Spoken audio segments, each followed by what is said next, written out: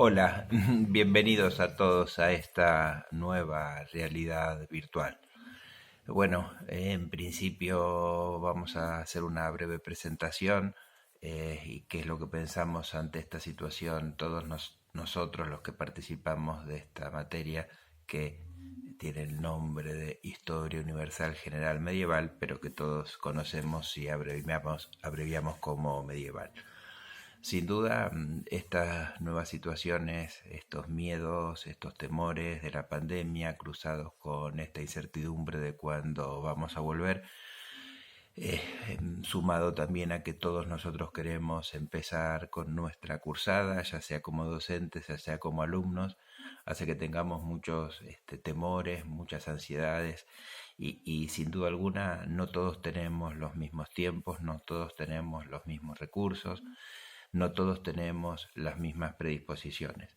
La idea nuestra de todos los integrantes de la cátedra, desde quien les habla, que soy Gerardo Rodríguez, que soy el profesor a cargo, hasta los profesores que me acompañan, como son Gisela Coronado y Alberto Asla,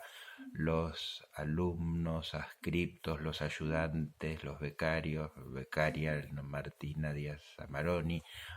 ayudante graduado, graduado no alumno Juan Cruz Oliva Pipia y el resto de los ayudantes que nos van a acompañar a lo largo de la cursada, vamos a tratar de poder llevar adelante de la mejor manera posible esta nueva realidad. Nuestra intención es que podamos acompañarlos fundamentalmente a través de las clases que nosotros presentemos, las guías de lectura, los cuadros, las estadísticas, las imágenes, los informes, las cuestiones que podamos seguir difundiendo, y para eso vamos a utilizar fundamentalmente tres canales de difusión: el aula virtual de la Facultad de Humanidades, que es donde nosotros vamos a colgar absolutamente todo, pero también eso lo vamos a ir difundiendo a través de nuestro grupo de Facebook y a partir de ahora a través de estos links que iremos subiendo a nuestro sitio de YouTube. Hemos creado una cuenta de Gmail para que ustedes, además de la que usen los canales oficiales que usan, nos puedan escribir. La idea es que nosotros al menos una vez por semana demos respuesta a todas las inquietudes, y probablemente, como son inquietudes que nos hagan llegar de manera individual, nosotros esperemos hacer una respuesta para hacer una respuesta de manera colectiva, ordenada de esas inquietudes. Igualmente no duden, cuando ustedes estén enfrentando una lectura, en hacernos llegar cualquier sugerencia que tengan, en hacernos llegar cualquier inquietud, en hacernos llegar un pedido de cualquier aclaración, dado que esta materia es una materia, supongo que todos dirán, extensa, que tiene lecturas que son más accesibles que otras y que nosotros vamos a tratar de ir resolviendo. En el caso concreto de las clases teóricas, la intención es que a partir de estos videos nosotros les presentemos o yo les presente alguna de estas cuestiones centrales y que después ustedes las puedan completar con la con la clase que yo les presente, más una guía de lectura.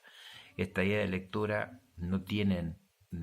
la finalidad que ustedes las presenten completas, ya lo hemos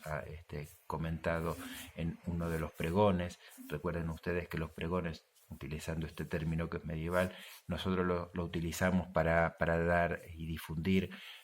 noticias, sino que la idea es que les sirvan de lectura para resolver cuando, y en su momento lo aclaremos, podamos tomar las evaluaciones de esta materia. Originalmente la materia tenía previsto parciales. Nosotros no sabemos exactamente si los vamos a tomar, si se van a mantener. Creemos que todavía es muy pronto para pensar en esto, si queremos guiarlos en estas lecturas ordenadas. Y por el momento, lo único que ustedes van a ver que tienen establecido como fechas de entrega de algún informe tienen que ver con los trabajos prácticos. Por lo tanto, vamos a tomar ahora alguno de estos problemas que la materia presenta. En primer lugar, ustedes vieron que en la unidad 1 planteamos cuestiones que tienen que ver con miradas generales, con discusiones generales, planteamos situaciones que tienen que ver con cómo periodizar y cómo valorar la Edad Media. Bueno, Comenzamos entonces con esta segunda unidad que tiene como algunas de sus lecturas centrales autores que van a tratar de explicar desde distintas perspectivas, parados en distintos puntos de anclaje, con diferente formación, estas situaciones. ¿Qué queremos decir?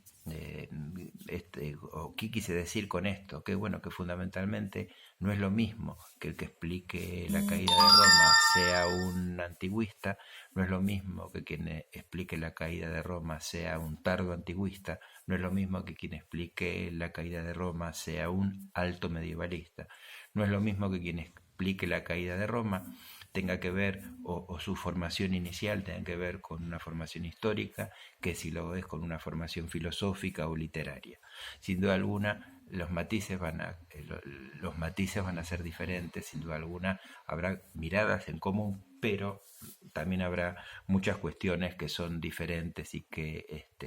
permiten hacer compleja este mundo. A ver, hay una cuestión, y yo nombré la caída de Roma, no fue de manera inocua, sino que fue con intencionalidad. ¿Por qué? Porque dentro de las idas y venidas, así como hubo posturas historiográficas que en su momento señalaron que Roma había sido asesinada y recargaban en una cuestión como podía ser la llegada de los, en terminología de aquella época, de los bárbaros, había destruido a Roma. También es cierto que en algunos momentos se pasaron a otras miradas en donde parecía que eh, buscando ciertas continuidades y buscando ciertas ideas de larga duración, la caída de Roma había sido como un proceso que había sido un poco más diluido. Hoy ustedes van a tomar en la lectura un autor, y con él quiero empezar, que es el de Peter Header, quien plantea que evidentemente la caída de Roma existió, la caída de Roma fue algo de una manera inconmensurable, y que nosotros no tenemos antes o después de la caída de Roma ninguna situación en la historia universal que tenga el impacto que tiene la caída de Roma.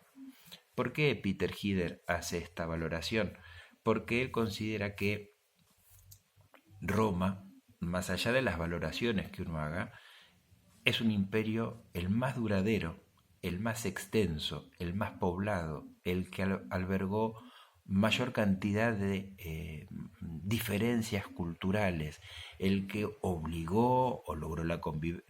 convivencia, depende de las regiones, los lugares, los momentos, en, de distintos pueblos y culturas. Y evidentemente la caída de ese imperio es sin duda algo que ha hecho mucho ruido. Y por lo tanto es interesante valorar esa caída del imperio. Ahora, sin duda alguna, lo que entonces habrá que discutir, sin duda alguna, lo que para nosotros será objeto de análisis, es, bueno, a partir de qué lecturas, desde qué perspectivas, a partir de qué fuentes nosotros podemos tener elementos, nosotros podemos tener datos que nos permitan hacer estas valoraciones. Ese es un primer dato. El segundo dato tiene que ver con que todo nuestro quehacer historiográfico recarga, condiciona nuestras lecturas sobre estos textos.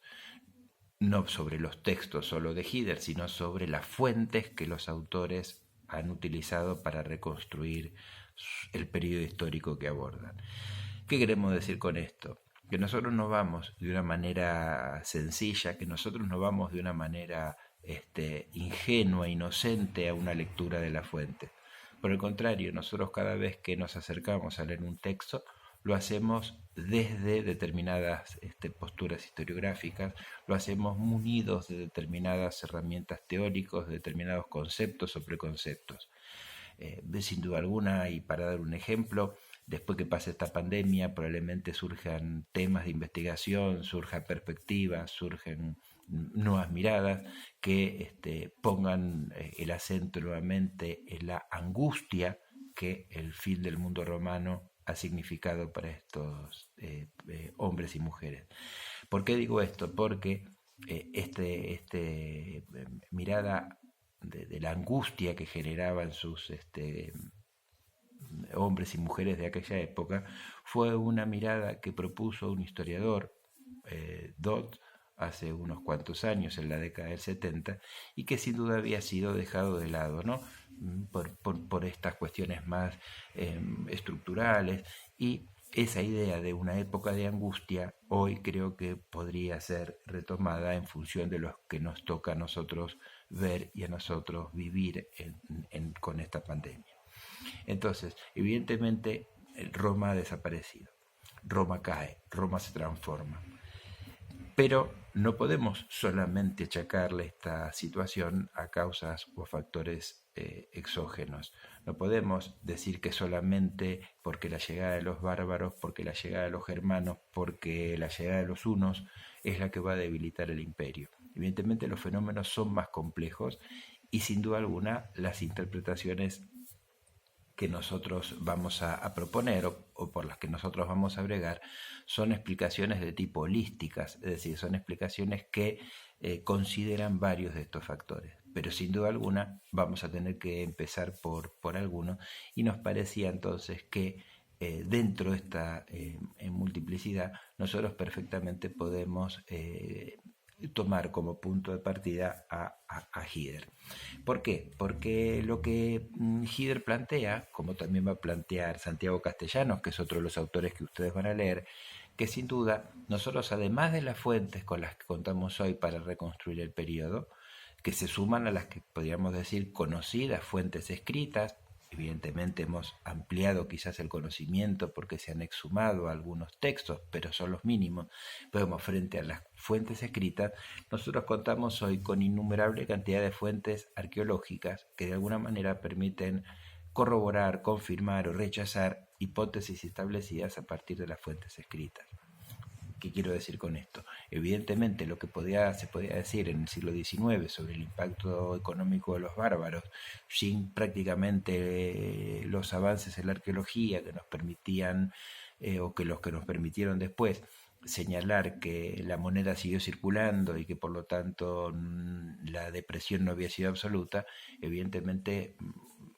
cambian nuestra perspectiva. Entonces, lo que nosotros hoy tenemos que valorar es cómo podemos reconstruir a partir de esta literatura que nosotros contamos de la época, sumada fundamentalmente a los registros arqueológicos, que nos permiten,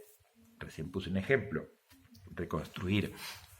la circulación monetaria, pero también nos permiten reconstruir los alcances de la destrucción o no, por ejemplo, de las ciudades, cómo se mantuvieron los espacios públicos romanos o cómo se deterioraron, etc. Evidentemente, todas estas nuevas lecturas mejor dicho, nuevas fuentes, también nosotros nos ponen ante nuevas lecturas. ¿Por qué? Porque durante mucho tiempo esta desaparición de Roma, este fin del mundo romano, quedó asociado o muy vinculado a una idea que era la idea de la decadencia. Y por lo tanto, nosotros cuando veíamos estas interpretaciones, lo que hacían el acento era de la desaparición de un mundo excelso que daba lugar a un mundo barbárico que implicaba un retroceso en todos sus sentidos. Estos retrocesos fundamentalmente iban de la mano de un deterioro de la lengua. Por ejemplo, el latín que se comenzaba a hablar dejaba de ser ese latín culto y puro que supuestamente nosotros debíamos reconocer de la época ciceroniana o virgiliana, y también esto pasaba en todos los otros aspectos institucionales, sociales, el deterioro de las normas jurídicas, un deterioro en la organización política. Por supuesto que nosotros estamos muy lejos hoy de proponer todas estas cuestiones y vamos a insistir fundamentalmente, y para eso tenemos lecturas que van a trabajar con Gisela Coronado y con algunos de los alumnos adscriptos, que van a poner el acento precisamente en cómo estos nuevos espacios y cómo estas nuevas organizaciones políticas no tienen que ver con un deterioro de Roma, sino que tienen que ver con una revalorización, reorganización, reinterpretación de este pasado romano, que por supuesto que no es solamente romano, porque nosotros hasta ahora hemos hablado básicamente de Roma, hemos puesto a jugar con los romanos a los germanos, pero un elemento sustancial que nosotros tenemos que tener en cuenta para considerar estos nuevos tiempos tiene que ver con el desarrollo del cristianismo. Evidentemente, nosotros estamos viendo una transformación de un mundo romano, que no se transforma solamente para enfrentarse a un enemigo o a varios enemigos que distan mucho de su imagen ideal de enemigo. Roma, cuando se construye, Roma cuando se piensa y se proyecta, lo hace en función de un adversario como son hipotéticamente los persas, pero después se enfrenta a estos pueblos que desde sus estrategias y sus tácticas militares hasta su conformación miliciana, dista mucho de estas guerras entre dos imperios y enfrenta situaciones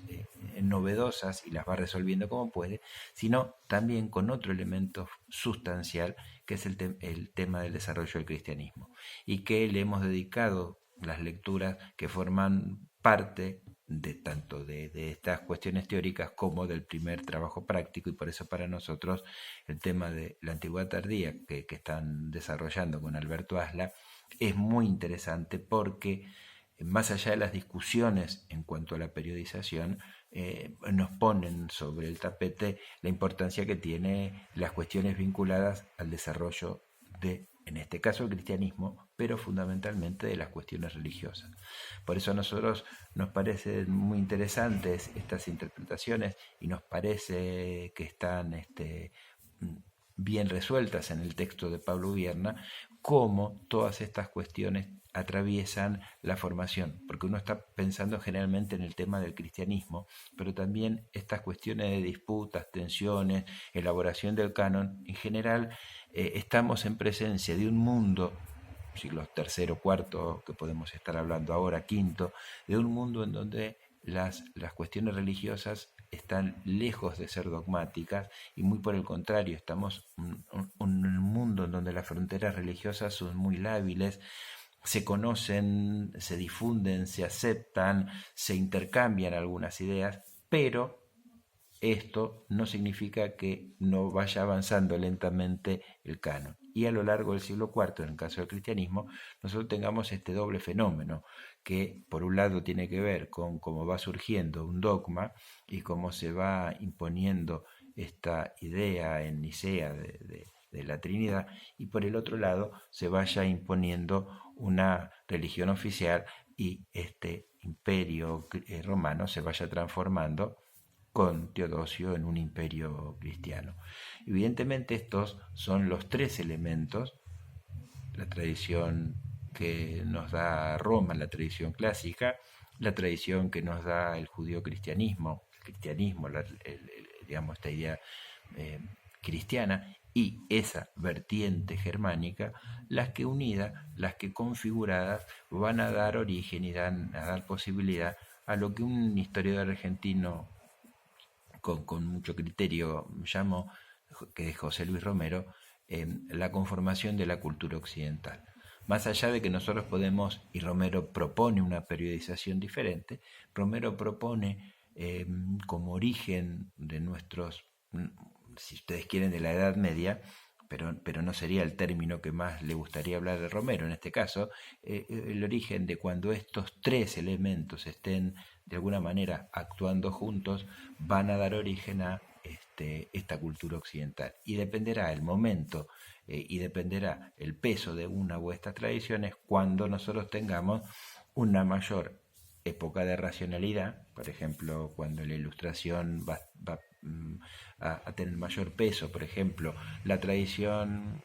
digamos, iluminista, la tradición iluminista, esta vertiente romana, o bien cuando con el romanticismo, por el contrario, tengan mayor peso estas vertientes que reconocen estas raíces germánicas. Pero más allá de esta propuesta, lo interesante es ver cómo este mundo que se va conformando es un mundo muy amplio, es un mundo que ofrece muchas posibilidades de análisis y que nosotros estamos tratando en este caso de ver cómo se interpreta hoy esta idea del fin del mundo romano, no solo entendido a nivel de los grandes procesos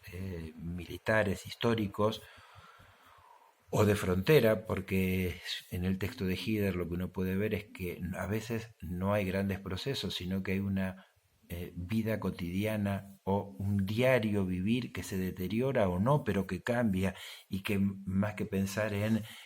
grandes expediciones militares, tenemos que ver cómo día a día esa frontera o esa ciudad o ese límite se va transformando, y por el otro lado ver también cómo se le va transformando a todos esta idea de Roma y cómo el fin de Roma llega para todos, más allá de una idea de decadencia o no, más allá de si es por razones que, como dirá San Agustín,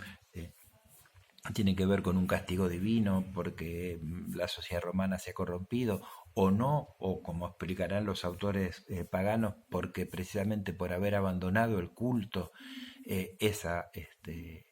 esos dioses nos han abandonado y por lo tanto tenemos que volver, como es el intento juliano y por eso es conocido como el apóstata, volver a los tiempos de nuestra religión, de nuestros padres. Lo cierto es que este mundo se ha deteriorado para todos. Se ha cambiado para todos. Ha cambiado para los cristianos, ha cambiado para los paganos, ha cambiado para los germanos y se está conformando un nuevo mundo. Y sin duda alguna, la conformación de este nuevo mundo implica nuevos desafíos. Y esos nuevos desafíos van desde poder responder a una avanzada de los visigodos que están en la frontera, a poder interpretar en una palabra fúnebres, en un epitafio, cómo una persona de carne y hueso se sienta a pensar qué es lo que ha sido de su familia, qué ha sido de su pasado, qué es su presente. Por supuesto, ese presente puede estar cargado de retórica, pero también está cargado de muchos miedos, de muchos sinsabores que son de su realidad. Y por eso nos parece que esta primera lectura de dos textos que en principio podrían ser diferentes, como puede ser el de Hider y el de Castellano, de alguna manera nos ayudan a entender la amplitud, la ambivalencia y la complejidad de este proceso que estamos iniciando. Esa amplitud, esa complejidad también ha sido interpretada y también ha sido vista no solo de una perspectiva política, militar o social, sino también fundamentalmente de una perspectiva económica, porque esta crisis del mundo romano muchas veces ha sido identificada con un proceso que tiene que ver con una profunda crisis económica que se da en el siglo III. Esa idea de una crisis del siglo III, que después con el paso del tiempo fue reemplazada por las crisis del siglo III y hoy incluso llega a estar minimizada en el sentido de que no hay crisis, sino que hay un momento de cambio y que estos momentos de cambio y transformaciones generan zozobra, pero en algunos casos generan medidas que van a permitir que el Imperio Romano en la parte oriental siga existiendo por muchos siglos más, sin duda